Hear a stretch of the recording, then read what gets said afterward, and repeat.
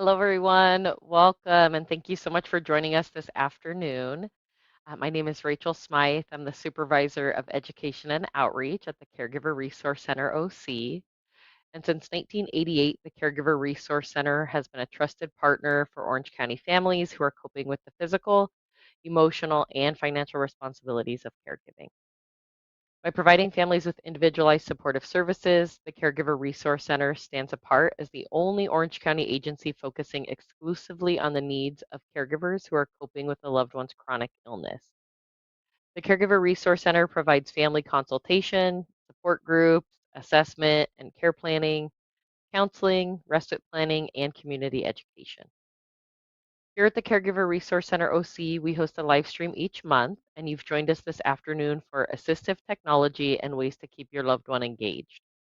We're going to be taking a look at different products and ideas to help you keep your loved one engaged and engaged with the world around them.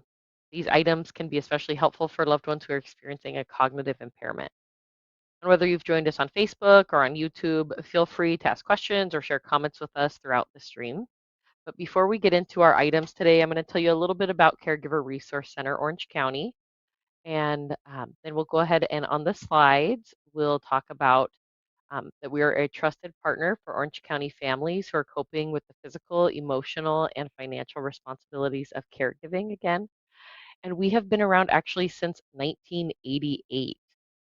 We're a program of St. Jude Community Services, which is part of Providence St. Jude Medical Center in the city of Fullerton.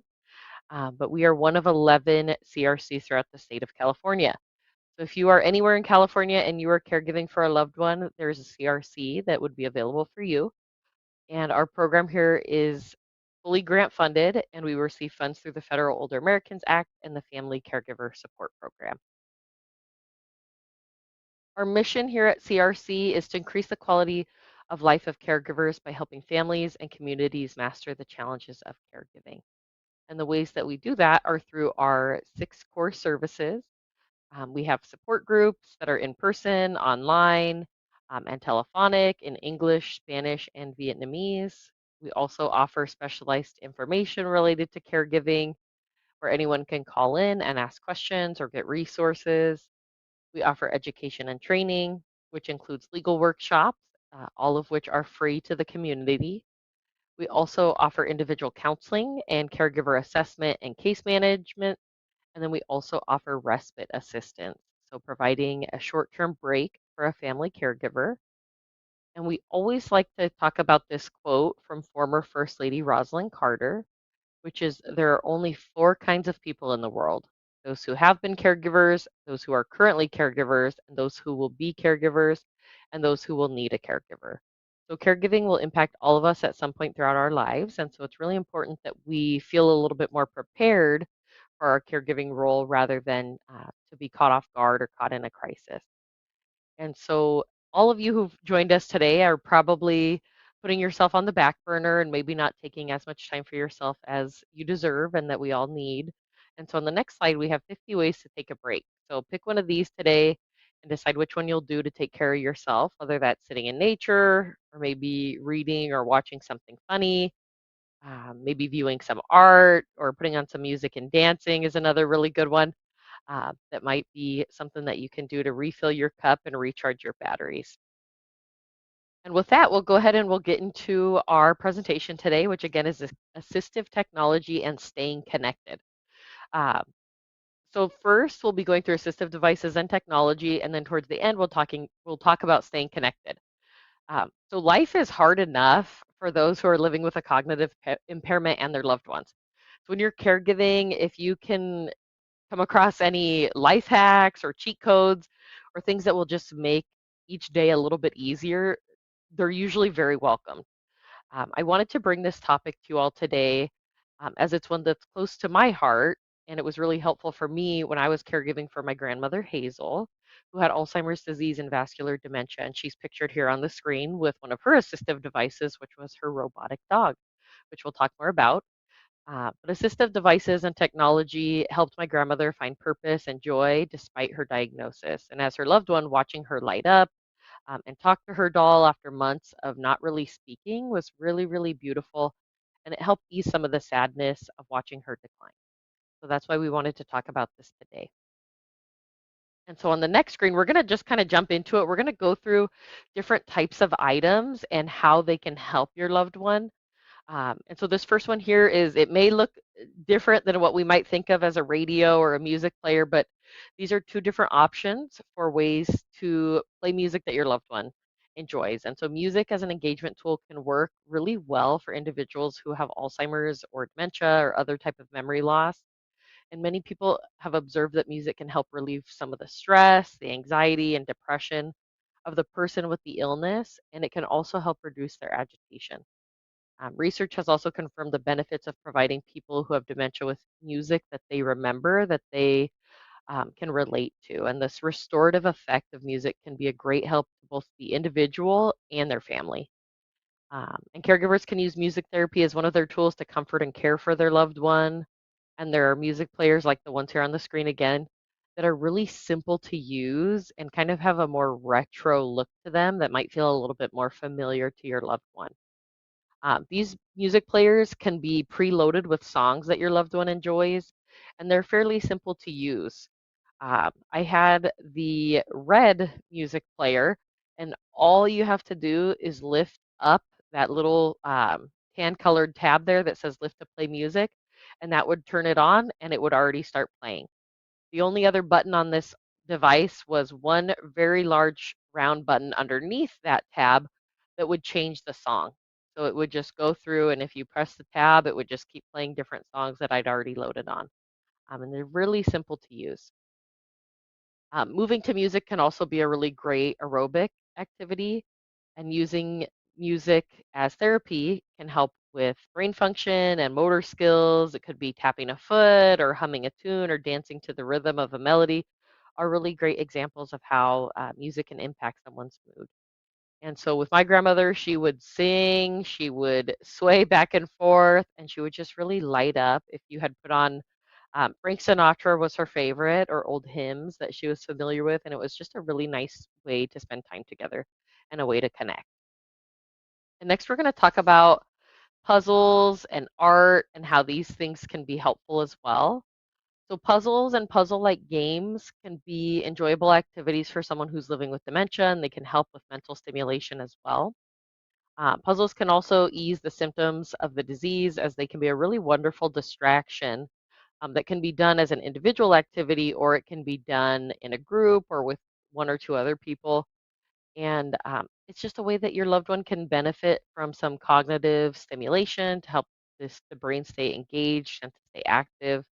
But remember that not every idea that we talk about today will work for every person. So if your loved one never liked puzzles and they found them really frustrating, that might not be the best tool to keep them engaged now. And so if they did like them before, it might be something that they're interested in. But it's always good to try. And if it doesn't work, you can either try something different or you can try again at a later time. And also, there are puzzles, all different levels of difficulty. So if your loved one is in the mild or moderate stage, there might be 60, 100-piece puzzles that feel more comfortable for them. But if your loved one is at the more advanced stages, or maybe has limited hand-eye coordination, there might be a better fit with a puzzle that's wooden, that it's just one piece going into one spot, or even they have puzzles that when you put the piece in, that it plays music or it plays the sound of, let's say it's a puzzle for about animals, and then you put the puzzle piece into the picture of the horse. It would make the noise, which I won't do. I won't torture you all with that, but it can make those noises. So again, to help build that connection. And research has shown that adults 65 and older who engage in creative activities like coloring or painting, knitting, doing puzzles had overall better health, made fewer doctor's visits, used less medication, and had fewer overall health problems.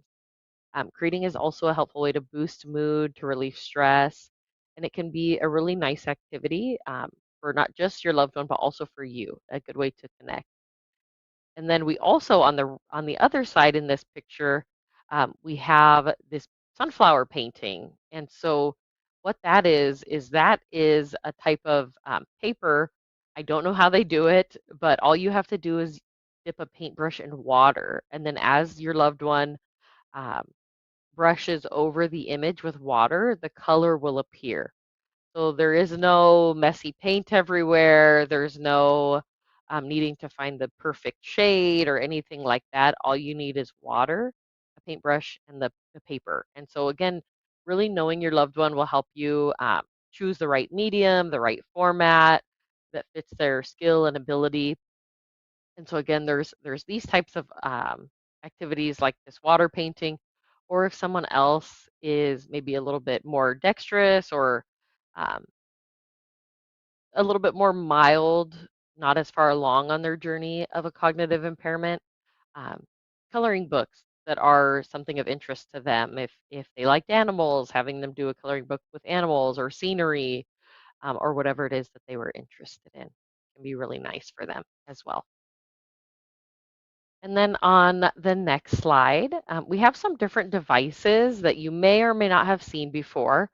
But restlessness and anxiety can make daily life overwhelming for both the person who's living with the disease and their caregiver. Simple tools like the one shown on the screen here, also known as fidget toys, can provide comfort, it can reduce agitation, and it can give busy hands a calming sense of purpose. Dementia fidget toys are specifically designed items that help the individual with dementia stay engaged and calm and more comfortable. And they provide tactile stimulation, which can help reduce anxiety and it can improve focus for people who are experiencing memory loss or cognitive decline. And so there's different items like fidget aprons, as shown in the top picture.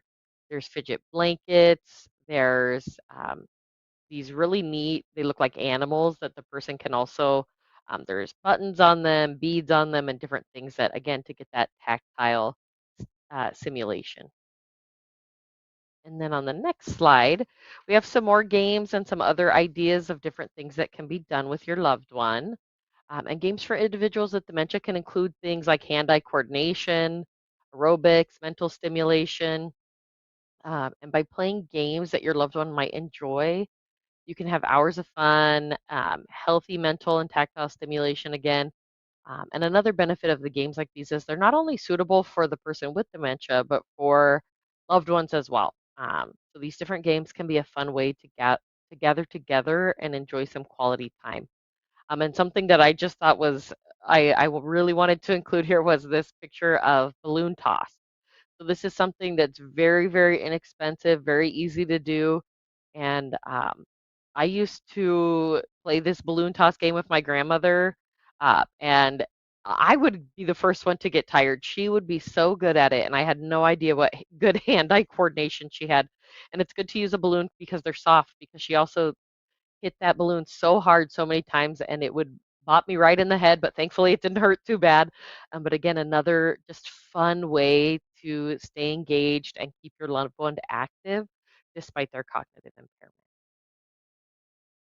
And then on the next screen, we have some different kind of realistic looking robotic dogs. So using something like this, like a robotic dog or a baby doll, can be a really effective way for a person who has Alzheimer's or another form of dementia to decrease stress and agitation.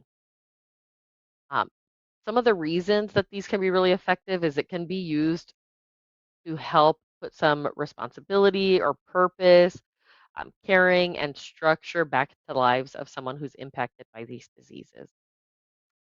Do be mindful that it can go very, very well, or it sometimes doesn't go as well because for some people, a doll or a dog or a cat can be seen as a welcomed gift that reminds them of their younger years, or if they really loved animals, it can be a really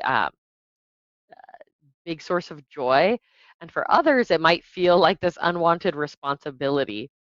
And so when I first tried to introduce something like this to my grandmother, she asked me, "Well, who's going to take care of this baby?" I said, "Ooh, I guess not you today." And so we didn't use it then.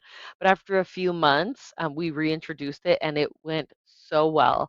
And so when you do introduce a doll or a realistic looking robotic pet in a controlled atmosphere by allowing the person to kind of take responsibility for them on their own rather than giving it to them to play with, it can be really helpful and it can help bring some structure into their life. Um, the dolls and pets can help someone who's not really verbalizing much anymore to initiate speech again. It's kind of part of our basic human nature to speak or hum or sing to a baby in your arms or if you have a pet in your lap. It's almost this innate sense that we have. And for others, even things like the doll having its clothes washed and folded and put away, and then getting dressed the next day, or when the dog or the cat maybe needs to be pet or brushed or looked after. Again, it can give someone a sense of purpose and a big source of joy. And so on the next screen, so these are the dogs, and they have cats as well for those who prefer cats.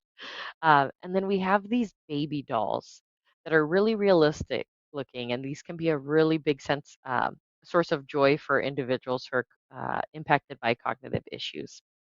And so a doll or an animated pet can help someone who is upset. It can help make them feel calmer. It can provide a lot of hugs and smiles for the person. It can create a distraction. Um, it can serve as something to get their attention. It can provide as a tool for social interaction, and it can help someone have some of those nurturing, warm feelings once again when they get the opportunity to care for a child or for a pet. And it also makes it possible for someone who might be totally dependent on others to be the person who takes care of someone or something else. And so, again, uh, my grandmother loved her robotic dog. Um, she really would engage with it, pet it, it would bark at her, and she would laugh. And but when we brought in a baby doll like the one shown on the screen here, it was definitely a game changer to see her smiling, her talking, her hugging the baby, giving the baby a kiss on the cheek, talking to the baby. And it was really, really a nice way to see her have some more purpose in her life despite her diagnosis. So if you haven't tried some of these, again, I would really encourage you to consider trying some of these things. And on the next slide, we have a couple other types of devices, a little bit less about that actual engagement, but these are some types of devices that can be really helpful for your loved one as they navigate this illness. Um, on one side, we have a telephone, and utilizing the phone can be really difficult for someone who has a cognitive issue. They might forget people's phone numbers, they might forget how to use the phone. And so there's these um, phones that you can just put somebody's picture so they don't need to remember a full phone number. They can just see the face and know, okay, there's Rachel. I want to call her and press that button. Then on the other side, you have a clock here. Oftentimes people who have a cognitive issue, they might forget how to tell time or forget what time of day it is. They might wake up in the afternoon and be confused thinking it's the evening, or maybe they wake up in the middle of the night thinking it's time to go to work, whatever that might be. And having a clock that has these details on it saying it's Tuesday morning um, can be really, really helpful in kind of grounding them and helping them realize where they are, what time it is, and what's going on. Um, these types of clocks can help reduce anxiety about the time of day, ease some of the worries about missing an appointment or a favorite show or mealtime or other events that are going on. And again, it can just help, especially with that confusion that can happen when light changes earlier or it gets darker faster, all of those different things. These can be really helpful devices. And then on the next slide, um, we have some items that more have to do with safety. So anybody who's watching this and is a caregiver, I'm sure safety is a huge concern.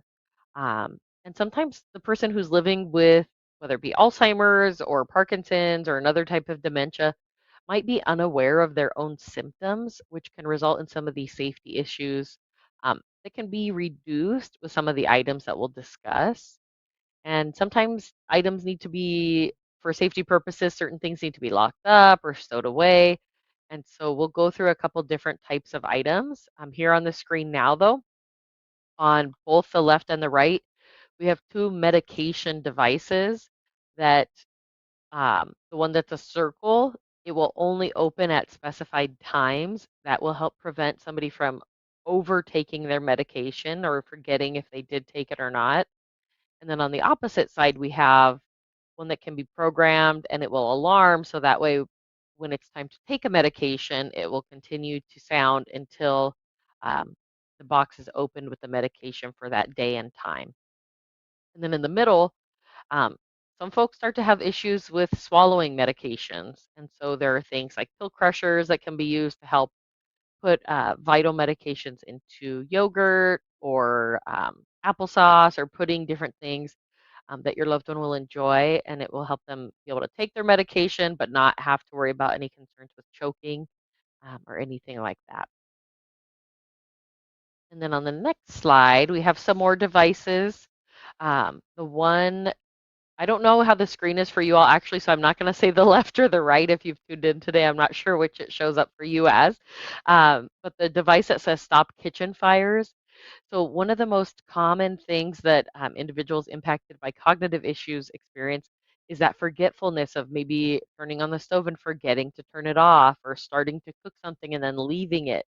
And so they have these devices that will turn off especially if it's an electric stove, they will just automatically turn them off after a certain amount of time, or these other types that have smoke alarms built in, just different things that can help reduce risk. And then on the other side of the picture, you have a faucet. So another area that we hear a lot is that loved ones maybe leave the faucet on in the bathroom or in the kitchen, which can result in flooding. And so there again are devices that help so that that way there's no on or off. It's really just in this particular one, there's a rod down the middle that when they go to wash their hands, it will hit the rod and the water will come on. And then when hands are removed, it will stop the water on its own. So no need to use any sort of knobs or devices like that. And on the next slide, we have some specialty locks. And so a couple of the pictures here are refrigerator locks. To prevent maybe somebody has medications that are refrigerated that you don't want them to have access to, or certain foods that they shouldn't be eating. Because again, with a cognitive impairment, sometimes people forget that they've eaten and will eat again. We also have a special lock for cabinets that require a magnet to open. So again, it won't look like there's any sort of lock, but the door won't open unless there's this, in this particular case, this white key magnet that when you press it onto the door, it will release the lock, allowing you to open the cabinet. And we also have a lock that's here on the door for entering or exiting the home, because again, a lot of folks who are impacted by these diseases may start to wander, which of course we want to prevent whenever we can. Some other options for wandering, of course, we have these kind of confounding locks for people, but then we also have options to distract from what otherwise would be an exit option. On the next slide, we'll see some pictures here. And so this is a really simple way that is really, really impactful for somebody because oftentimes if we see that door, our loved one may try to exit. But if the door no longer looks like a door, it's pretty rare that somebody's going to go try to leave through a bookcase, unless we're in one of those spy movies or something. But otherwise, our loved ones are probably going to think it's a bookshelf and move on. But if they see it's a door, they're likely to go up to it, maybe try to push it open and try to leave rather than to look the other way or start doing something else. So these can be really, really helpful options as well. There are other ways of helping kind of keep track of your loved one and keeping them safe. And on the next screen, we have some other options. We have bed alarms or chair alarms that will notify you if your loved one gets up in the middle of the night.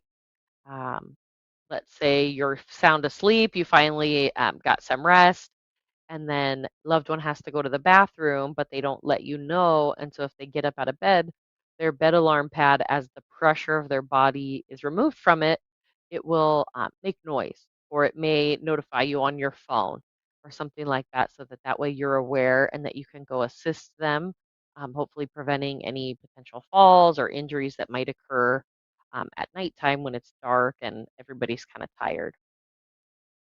We also have options like cameras, and for some cameras, you can talk with the person through the camera and let them know. Let's say they do wake up in the middle of the night, you're in the other room, you can talk to them through the camera and say, "Oh, Grandma, it's me, Rachel. Everything's okay. We're still sleeping right now. Um, let's stay in bed," whatever it is. And then you also even have things like these smart soles that can go into someone's shoe, because sometimes if we have a monitoring device on our loved one, they may take it off, um, or maybe it doesn't get recharged, or who knows what. And so this again can be a more discreet way that, especially if your loved one does tend to wander, to keep an eye on where they're at, again, to prevent any safety issues or scary things that can happen. We have a couple other monitoring devices on the next slide. Um, there are buttons that can be pushed for your loved one if they um, have the capacity to press something to let them know that they need help. We also have door alarms again, that if somebody opens a door, or motion sensors that will notify you as the caregiver. We have monitoring devices that look like a watch, something that's a little bit more discreet that your loved one may feel more comfortable with. And then I'm not sure exactly why I included this on this slide, everyone, but we also just have, I put an image of a remote, because the remote control can be a big source of frustration for your loved one and for you too. And so they make different devices that really can simplify things for everyone in the home. Because as we know, things get more complicated, things get harder to do as our loved ones' cognition declines. And so having things that make our loved ones feel more empowered, feel more independent for longer, is always going to be a good option. As long as we can keep them independent and keep them empowered, we're on a good track. And then on the last couple slides for these assistive devices, there's another type of item that you may or may not be familiar with, but it's adaptive clothing.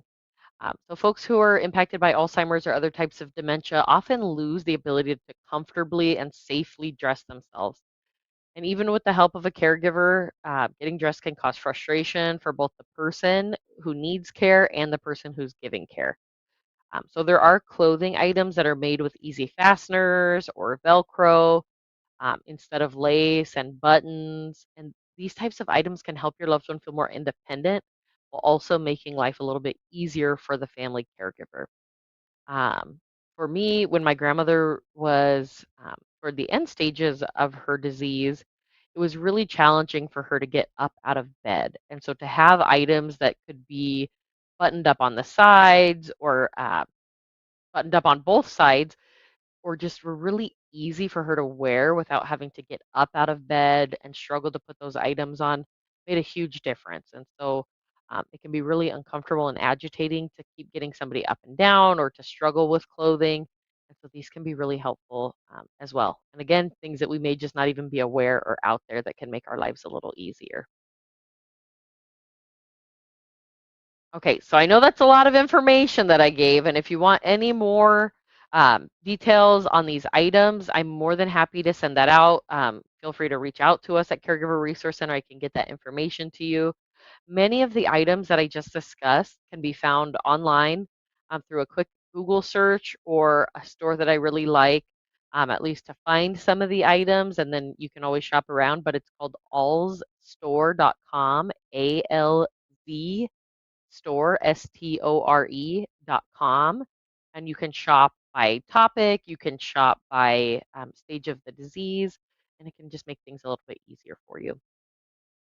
So those are some of the things that you can do to stay and keep your loved one engaged with their surroundings, with you, and then also this idea of connecting with your loved one. So this can be really challenging um, in figuring out how to communicate, how to connect, how to stay in relationship with your loved one. And so we'll talk about those things next, and we'll go through it by stage. So in the earlier stages of a cognitive impairment, when you're communicating and connecting, you can ask directly about how your loved one prefers their communication to be. Do they like to have things in writing? Do they like it if you ask questions verbally? Do they like to talk on the phone? How do they for further communication. We also want to keep the information that we give clear and straightforward and really be patient. So it gets harder and harder for our loved one to respond to what it is that we're saying and for them to process. So again, leave time for responses and thoughts that they're having. Don't rush. Really make sure you leave enough time for conversation. So when you know you have to talk about something, make sure that you've set aside enough time to do so. And when possible, include your loved one in in the conversations that are about their care. So none of us like to be talked about. We like to be included, especially when it comes to our own care and our own well-being. And as much as you can, laugh together, be honest, and really just try to stay connected and laugh when you can. Again, I can't say that enough. That can be such a big help. And then as your loved one declines and they move into the middle stage, you want to approach them from the front and say who you are and call your loved one by their name. So, for example, I would maybe come up to my grandmother. I don't want to surprise her from behind or from the side, so I would go around the front of her, come over and say, "Hi, Hazel, it's me, your granddaughter, Rachel. How are you doing?" So it grounds her to, I'm talking to her and she knows who I am. She doesn't have to guess or try to figure it out. We also want to meet them at their level. What that means is, towards the later stages of my grandmother's illness, she was using a wheelchair. So rather than standing up and talking to her, I would want to pull up a chair and sit in front of her, and so that I'm looking at her eye to eye. We also want to avoid correcting, criticizing, or arguing. That never works well, whether you have a cognitive impairment or not. None of us really enjoy being corrected or criticized or being argued with. And a really helpful acronym is just ARE. Don't argue, don't reason, don't explain. And so if we can really remember that in those moments where we catch ourselves, wait, am I arguing? Am I trying to reason with my loved one? Or am I trying to explain something that maybe I don't need to? That can help kind of stop us in our tracks and help us reset. And we want to be mindful of not just what we're saying, but even more so how we're saying it. So our tone of voice. Um, Sometimes our loved one may not understand the words that we're saying, but they're going to know if we were calm or if we sounded irritated or if we sounded like we were just being approaching with a love and kindness. That makes a big difference. And again, continue to take your time and avoid rushing as much as possible. That can be very frustrating for your loved one. Some other things that we can do in the middle stage are to join our loved one's reality with respect and empathy. And so, what that means is we're responding to feelings that they have, not facts. So, we're joining them in their reality, even if it's not a real reality. We also want to keep it slow and basic again. So, shorter sentences, more basic words, and speaking slowly and clearly.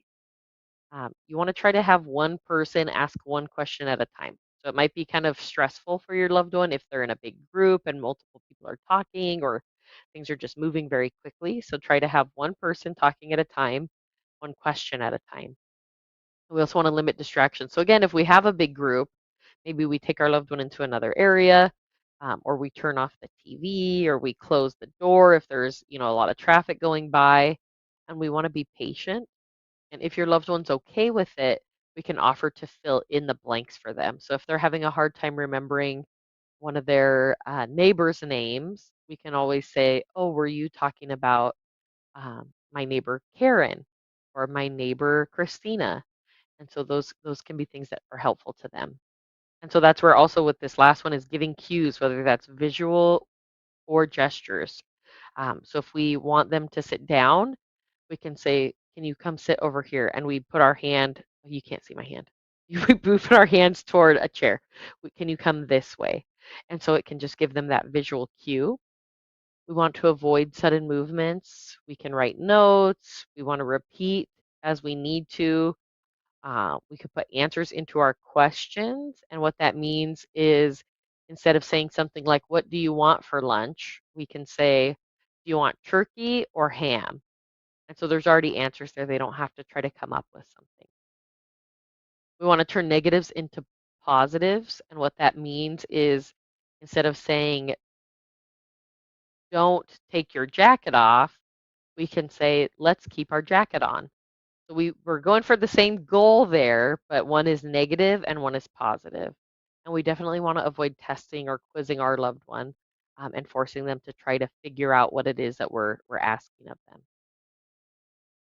And then in the later stages of the disease, this is where a lot of folks feel very disconnected from their loved one because there's no longer um, that verbal communication. There's no longer as much reciprocal communication. And so it can be really hard to feel like, how do I get to my loved one? And they're there. It's just there's a lot of other layers that we sometimes have to go through to get to them. And so keep talking and keep attempting to connect with them. Some of the things that you can do are offering reassurance and safety and using familiar words, phrases, again, playing music that they're comfortable with, looking at pictures together. There's so many things that we can do to stay connected. And it can be really helpful as cognition declines, as maybe that verbal interaction is less common, is to engage in all five senses to communicate and connect with our loved one. And so we'll go through each of the senses next and how we can connect using those. So the first one we're going to talk about is touch. So you can use gentle touch. So you can hold your loved one's hand, or maybe you can stroke their arm, or gently rub their shoulder or their back, and that can be really comforting for somebody. Maybe even bringing an animal around, letting them pet an animal, or giving them a gentle hand massage. You can get various fabrics and textures, or even here in the picture, it's one of those fidget devices where they can feel all these different things. Again, just as a way to stay connected. You can also hold familiar objects. So you might want to grab an apple from the kitchen and let them just hold it, touch it, or maybe a cup or a book or a keychain or a key, whatever it is. If somebody um, was in they were, let's say, like my grandmother, she was a nurse. So if for some reason I had a stethoscope laying around, maybe that's something that I could let her hold on to or touch, or just little things like that that help them feel connected and grounded. And again, we can use stress or fidget objects like the one pictured here. And then the next that we'll talk about is sight. So you can put on videos of animals, of nature, or travel, or familiar places. Something that I would do is I used to put on YouTube for my grandmother, and I would look up um, baby animals playing or babies laughing, and just different things that I knew would bring her joy, and she would at least connect with that, and I'd see her engaged watching the different pictures go by. You can also look at family photos together, or images or historical people or places that they might be familiar with. You can even just go bird watching or people watching. You can go over to the park and just sit and relax together. You could paint with bright colors or even just sitting near an open window and kind of watching the world go by. Again, just a different visual rather than just looking at, the walls of their room or the ceiling of their room. If your loved one is able to get up and get out, even into a wheelchair, you can just go sit by the window. But also, if your loved one is bedbound, again, pulling up videos on YouTube of different things that they like can really be a nice way to engage. On the next one, we'll talk about sound. So we talked about this a little bit earlier when it came to those music players. But put on their favorite and familiar music. So if that's Frank Sinatra, play Frank Sinatra. If it's Johnny Cash, play Johnny Cash. Um, or you can listen to various musical instruments and try to name them by sound. So look up videos of violins playing and ask, oh, I wonder what sound that is. Does that sound more like a trumpet or a violin? And just really kind of listening and being engaged with our senses. You can read to your loved one. You can listen to recordings of various sounds like nature or farm, city, animals, whatever it is that they might like. And then again, we talked about tone of voice, even just talking to our loved one and talking to them gently, letting them hear that familiar sound of someone that they've known for a long time can be a big comfort as well. Then for our next sense, we have smell.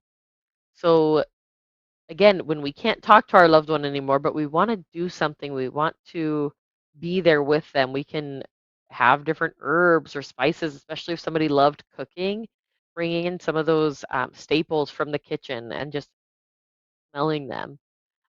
That could also be essential oils, or it could be flowers, or coffee and tea. Could be different lotions, or even just again trying to cook foods that are familiar to them that really smell delicious. Again, just engaging our loved one's senses. And then on the next one, which I believe is our last one here, is taste. So offer their favorite foods, and you can even do things like provide flavored drinks to them. Dehydration is really, really common for individuals with cognitive impairments, and so finding ways to keep your loved one hydrated by having flavored drinks or ice cream, pudding, popsicles, different things that have a high hydration content.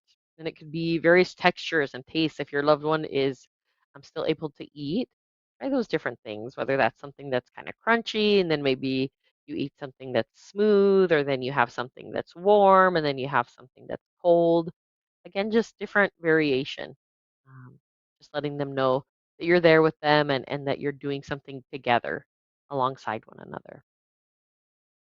And so those are some ways to stay engaged with your loved one by tapping into the five senses, especially um, in the later stages of their illness. Is the five senses can be a huge way to connect and stay engaged with our loved one. And then in the beginning, we talked about all those different assistive devices, things that some of us may know about, some of us may not, that again can just ease our way on our caregiving journey. And I just want to thank you, everyone who joined us this afternoon. I hope this information was helpful to you. And we hope that you'll join us again next month for our live stream event, which is How Faith Helps You in Your Caregiving Role. And the special guest from next week will actually be someone from our own organization here at Caregiver Resource Center. That will be Tanha Win, and she will be joining us for that live stream. And that will be on Monday, May 18th from 3 to 3:30 p.m. So we hope we'll see you there. And I just want to say thank you again, everyone, for your time. And please take good care and do something for yourself today and give yourself grace. Thank you again, everyone. That's it. Take care.